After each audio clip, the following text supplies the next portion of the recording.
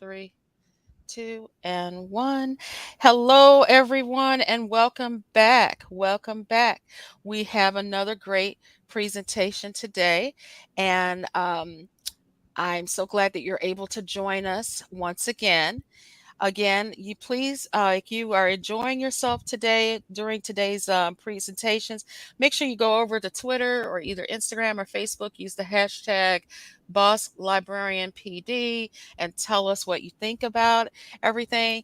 I'm kind of rushing because I don't want to take up her time. Hailing from the great state of Texas is a district librarian, the first of many district librarians that are presenting today. And her name is Zinnia Bayardo. And please forgive me if I mispronounce your name. Just let me know if I did. Perfect. Okay, I'm going to let you go on and get started and take it away. All right. So I don't have my timer anywhere near me. So please interrupt anytime when because I could talk forever. All right. So first of all, hello. My name is Zenia Bayardo, and this is congratulations. You're a new school librarian. Now what? So these are just a little bit of tips and tricks for new, but also veteran librarians. I am still learning myself. This is my 20th year in education, and every year I learn something new from someone, as I have this morning from everyone here. So just a little bit about myself. My name is Zenia Bayardo. I am a former elementary, middle, and high school librarian. I'm now a library instructional support specialist. This is my first year kicking off on that. I started this job in January, ended the year in this position, but this is my first year starting a brand new school year in this position. You can contact me or get a hold of me, or let's communicate and connect through social media on Twitter and Instagram at Z the Library Chica. And also there is my bio link. You can connect with all of my stuff there too. So let's have some fun. Okay, above all else, and if you don't hear or miss everything that I say, above all else, just please remember, this is probably the most important thing to remember, that perfect and doing all of the things, the amazing things that there is to do in the library, that's really not the goal. The goal is to just really have fun, let your students have fun, and grow in the library and be loved in the library, grow with your teachers, and have a fun year in the library. But I know we want and tend to do all of the things. I know that that's something that we want to do, but that can also be overwhelming. So please don't overwhelm yourself in wanting to do everything and anything out there. Baby steps. This is your first year, you'll get to it. But even myself, sometimes every year I would say, okay, let me pick one thing that I really want to focus on. And that was 18, 19 years in education. I would still try to focus on one thing, because on all the things can be overwhelming. So once you have understood that doing it all is not in the goal here, one of the first things we want to start off is people first, and then everything else can come second and will come naturally, because we want to build those relationships. Just like in the classroom, the very important thing to do is to build those relationships with our students, with our families, with our teachers, the bookkeeper and custodians, they'll take care of you, and of course all of our admins. So during Meet the Teacher Night, you don't have a traditional classroom, but be out in front of the library and welcoming your students. This is your library. This is where all the cool kids hang out. As your families are passing by, let them know that the library is open for them as well. Parents can open up an account to check out books, or come check out the coolest space in the school, or start building those relationships with your parents. This is the year to really show and send out that message that the library is not a scary place and books are not to be feared. So come on in and check it out. Build those relationships with your teachers as well. These are your colleagues. These are who we want to connect with. So start thinking of way of how to make those connections. So Katie in the last one session really shared about how thinking of them as people first before thinking of them as professionals, as teachers, as educators, as a worker bee. Think of their family, their needs, then them as people first. And then, of course, with your admin, talk to them, let them know, hey, these are some of my goals in the library. How about yourself? Or what do you think the library should look like in our school? Or come on over, let's look at the library, and let's look at how all the cool things that I have going on in here in the library. So it's really important to build those relationships with every kind of people that come and interact with your library. Once you start making those connections, then you want to help yourself. You want to support that. You want to find your support team. So the number one thing, reach out. Get a mentor. In our district, we are fortunate to have a mentorship program. Every new librarian, new to our district, new to the profession, gets a mentor. And in our district, that they can call and they can rely on, and they can email, and the mentor is reminded to make sure you share blah, blah, blah, blah, blah with them. So that's important. But if your district doesn't have that, or if you're a librarian of one in your district, or you have a small district, reach out outside of your district. Reach out to everyone in the chat section right here. That's your PLN. That's your mentors, or some of your mentors there. Sometimes I picked on one of, when I first started, I was like, I just volunteered you to be my mentor. Because you see some great ideas out there. They're doing some great things. And I have never known, just like they said previously, I have never known a librarian to be like, stop bothering me. We are so helpful. So find and create your own personal learning network. I'm a part of that now. And like I said, everyone in the chat section is a part of your PLN as well. Join social media. I know that social media can be scary and there are some dangers in social media, but I have learned so much from social media and connecting with everyone, all of my PLN on Twitter, on Facebook, on Instagram, and TikTok. I have learned so much from TikTok. My children say I do TikTok wrong because all of my TikTok is books and librarians and makeup. And apparently it's supposed to be dancing and I'm not doing it right. But I am doing it right for me. I'm doing it right for my job. And I love learning from TikTok and all the librarians on there. I'm a very visual learner. So when I see them doing tours of their library, or showing all of their displays and the things that they're doing with their genreification or whatever maker spaces, I love to learn about that. And I'm always sharing those TikToks. Hey, look, check this out. So join all of those Facebook, and I'm going to share a copy of this presentation and some more of all of these notes. So all of these links, you'll be able to see them, but this is a really cool kind of, it's a sheet that has all of the school librarians in educator. It's a Facebook group of the different types of school librarians on Facebook. On Twitter, make sure you find all of the fabulous librarians that are on Twitter and that will be on Twitter, Michelle. So find those, and then the hashtags you want to follow, Future Ready Libs and ISTE Lib, and all of the cool hashtags on there as well.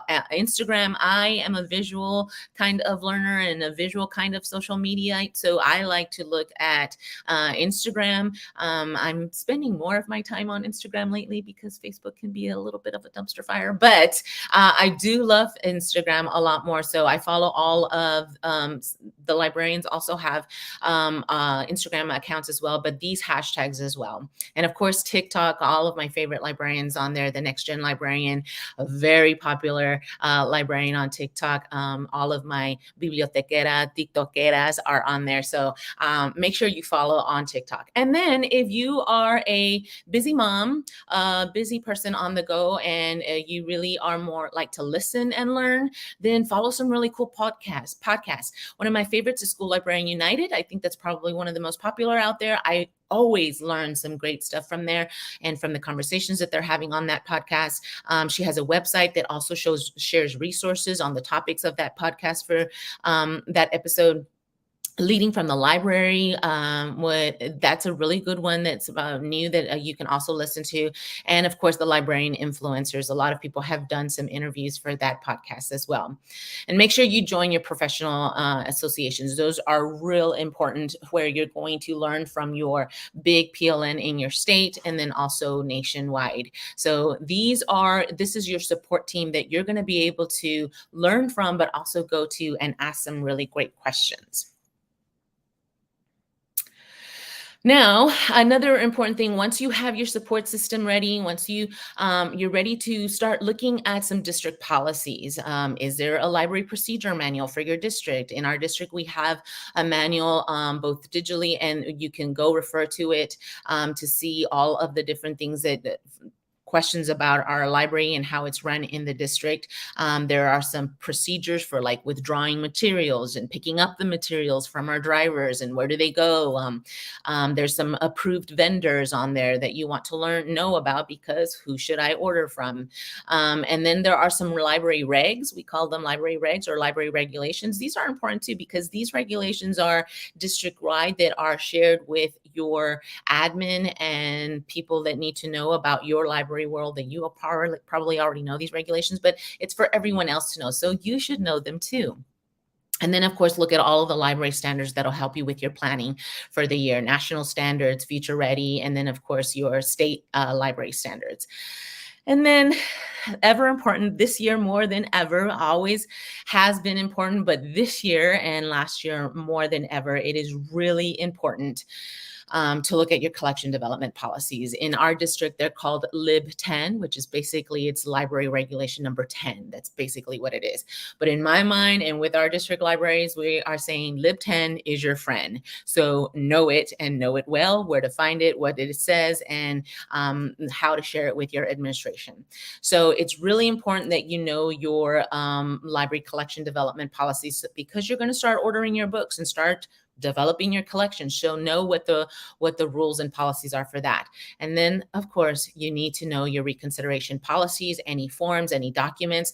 Where are they? Where can I find them? Print them out, have them ready at your circulation desk if anybody comes wanting to challenge a book or something. Kind of do a little bit of role playing in your head. This is your moment to role play in your front of the mirror, and then just kind of know what the policy is, the reconsideration policy. Be ready so that if it happens, let's hope you are not caught off guard and flustered, and you know what to say, and you have your policy backed up. All right, then you want to collaborate. You want to start getting that ready to share your info and start collaborating with your campus teachers. So you want to share some newsletters. You want to share your newsletter of information about your library. If you are a new librarian, then you want to share kind of your a menu of services offered. And there's a lot of great that I've been seeing on the chat that are coming. So these are a lot of great templates on here. Let me see if I click on it, you'll be able to see it.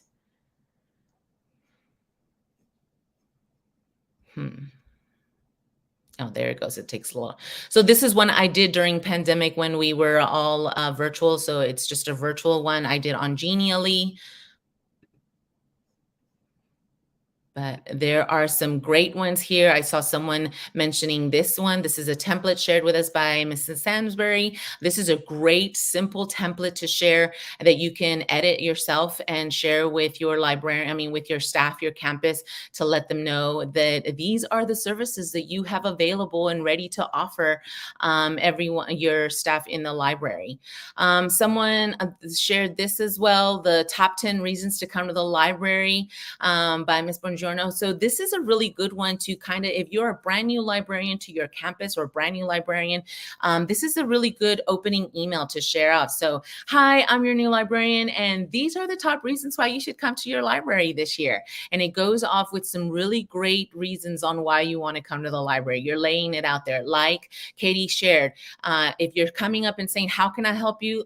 I don't know. They kind of freeze. But here's what you want to start off with. This is how I can help you, by sharing all of these great ideas. So I thought that was an excellent s'more, the top 10 reasons why you want to come and visit in the library. You might want to start working on a website for your library and definitely include your databases. Those are what your students are going to need immediately. And this is what your teachers can collaborate with you that you know well, your databases. So create a library website or a library s'more of a databases or Wakelet databases, however you want to share it. But you can share all of the databases that you provide for your campus or the district provides for your students. This is a really good kind of visual to show you how the teacher librarian collaboration with the teacher librarian, what it looks like. So these are some of the things that you're probably already doing or you are already thinking of doing. This is really great from the British Columbia Teacher Librarian Association. Thank you for sharing this because this is amazing. I loved this graphic. Again, I'm a visual learner, so I love this graphic. But I love the way that it shows collaboration in preparation, in action, and in reflection. And sometimes we forget this part because we're always go, go, go, and we forget. But this is so important. I absolutely love this. And then it gives the back part, it gives a little bit of explanation of what all of these look like and what it is. So I absolutely love this graphic. Let's keep it going if we can. All right, so the next thing you want to do, you want to know your collection and your community. Just take a walk around your shelves. Are my shelves genreified? When I went to the high school library that I just left, where I was working at, it was a genreified collection. I had never worked with a genreified collection, as in there were spaces, not just stickers, but entire spaces where the genres were located. So I wanted to look around and just see how and where it ended. Where did the fantasy section locate? Where's the ever popular mystery thriller section? And how much is it? How big is it? Just look around at your library, take a stroll. Do we have DVDs? Oh, no, we don't have DVDs here anymore. Okay. Do we have any maker spaces? Oh, we have some, not a lot. How many books or how big is your languages collection in your library? Do you have any ebooks and audiobooks in your collection? Run a collection report, an analysis of your collection to see all of the different how your collection, what you need to do, what you need to weed, what you need to add, how big is it, the age of the collection, and just take a look at it. Don't get overwhelmed about what does this report mean, but just kind of run it and kind of look it over. Later, you can get more into the nitty gritty of collection development and defining that report more and how you want to tackle it. Also, you want to look at how diverse your collection is. We had a session earlier talking about diversifying our collection and how important it is so that students are able to see themselves in the shelves. So this is really important as well. And of course, you want to know your community. Make sure that you know the demographics, get to know how many languages are spoken in this school with all of my community. Are there electives and what kind of electives? When I went to the last high school I went, they had a very robust and popular Mexican American studies class. So that was enough to where I was like, I have found my home. By the end of that year, I was co-teaching that class, and it was very sad to leave, but I absolutely love that class. But there's a forensics electives. There's so many things that you can look at, because when you're looking at the electives, you're thinking, I need to build our collection to have more books on that, or some maker spaces for the forensics or whatever. So that's really important to know, because it helps you build your programming in your library, your collection in your library, to meet their needs. Are there any clubs? Did the previous librarian offer any book clubs, a writing club, a D&D club? Because we might disappoint some kids when we don't have the D&D club. I know at the middle school where I was at, some kids asked, can you be our D&D sponsor? I was like, I don't know anything about D&D. And they're like, we just need an adult in the room. And I was like, I got you. So they had D&D in the library. I provided snacks. They had their game, got a little rowdy sometimes, but they did what they wanted to do. So that was fun. Make sure that you know your collection and community so that you are looking at it in the frame mind of the library and the librarian, and how you can help and support them. You also want to get to know your space, kind of look at the flow. If you want to maybe set up, I didn't have a library assistant. Our library assistants were taken away, so we didn't have it in the elementary. So we tried to figure out how to do self checkout. And we needed to really figure out the flow of check in and then check out, and where do we put our books and how do we check in. And so kind of take a look at what the flow was before, and maybe if you want to make any adjustments that way of how the flow of coming in and leaving and checking out and all that looks like. Make sure you take a look at the fundraisers. How many fundraisers can you have? And what kind of fundraisers did they have in that library? The elementaries, it's very popular to have book fair fundraisers. Some districts only limit you to have one or two fundraisers. You might want to get informed about that. Your bookkeeper will come to you with that information, whether you want to hear it or not. In the high schools, we have cafes. You want to make sure that you're looking at seeing if it's nutritionally correct, and you don't want to get in trouble that way. So look at the things on your menu and make sure that it follows all the nutrition guidelines. If you have any maker spaces in your class, in your library, 3D printers, little robots, anything like that, that you might want to either know how they work if they're there, or if you want to add them and buy them for your library. Also, procedures. What was it done in the library? Passes. Do we need passes in the morning? Do we need passes during lunch? What does the morning visit in the library look like? Am I doing duty outside of the library? What does lunch visits in the library? Okay, there are 3 high school lunches. How does that look? What does that look like? After school, what does that look like when they're coming and going? And then also signage. You want to make sure that there's signage in your library. Make sure everyone knows. If your library is genrefied, I want to be able to find that romance section because that's my jam. So you want to make sure that you have all of your signage clear and beautiful and ready, and go and look at Canva to help you do that, because you will look like an advertising genius with Canva. And then you also want to remember to promote and advocate for your library, your librarian, you as a librarian, and also for your library program. Send out some surveys. Ask your students, ask your staff what their reading interests are, their interests like clubs. What are they interested in for your students? Surveys are a really good way to get some information feelers at the beginning of the year, and surveys at the end of the year I loved getting, because it told me what I was doing right in the library and what I needed to help with. Although one time someone put in the end of the year survey, I really wish you would have a hot tub in the library. Uh, be careful what your students ask for, but I mean, at least they were answering the survey, right? But also some newsletters, again, sharing out a newsletter that's a monthly newsletter, or maybe if you want to share out a newsletter every, I don't know, maybe once a semester, something like that, that's good as well. So there's also some Library in the Loo. Many years ago, I saw that Library in the Loo, or Biblioteca en el Baño. That's a little newsletter in the library. So whether we want to talk about the sanitaryism of it all, we always have our phone in the library. So that's a great way to get to teachers about all of your library products. And then you want to look at your stats and reports. So I'm also sharing this weekly library calendar with you. It's a template that I've created. You can notate and collect all of this data every day, weekly. And so at the end of the year, you have reports. There is the ever famous and popular report by Jennifer Lagarde, where she shares the importance of creating an end of the year report, sharing all of your stats. So this weekly calendar can help you collect it throughout the year. And then at the end of the year, you'll be able to have all of your information, your data, and you put it at the end of the year report, and you're ready to share that with all of your patrons involved about all of the amazing things that you were doing in the library, not just sitting and reading all day long. Also, make sure that you, like Katie said, hey, I heard y'all are talking about reading and literacy. That's my jam. So I'm here to this meeting.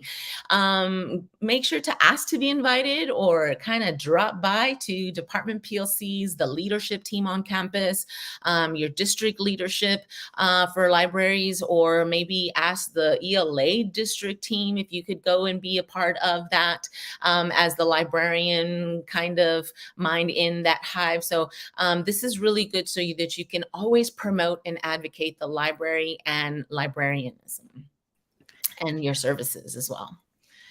All right, so one of the things that's really important to do when you're ready to start your being a library is setting a goal. Now, right here, it's a set focus on 3 things. Even that might be too lofty.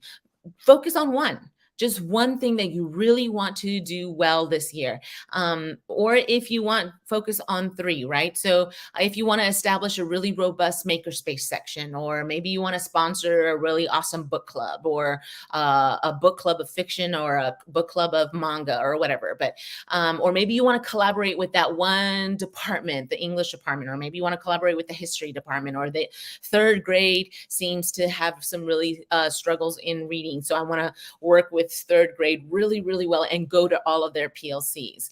I shared here a kind of like a SWOT goal for a librarian. You want to look at your strengths, your weakness, opportunities, threats, and then you want to write your goals kind of in the STEM sentence of, I want to blah, blah, blah, so that my students can blah, blah, blah. So I want to set up a, I don't know, robust reading goal, book club or something, so that my students can read for choice or whatever. And or I want to collaborate with the history department so that my students can. So I shared this template with you so that you guys can use it and edit to your needs. If you could wrap up in 1 minute. Okay, hurry, hurry, hurry. Again, all else perfect and doing all the things, it is not the goal. Just have fun this year. Again, here are this is a s'more. If you want to scan that or type that in, this is a s'more of a lot of the links that are on this presentation are all there. And remember, I am part of your PLN. Everyone on the chat is part of your PLN. So let's connect, let's collaborate, let's share great ideas or any questions and answers here for you.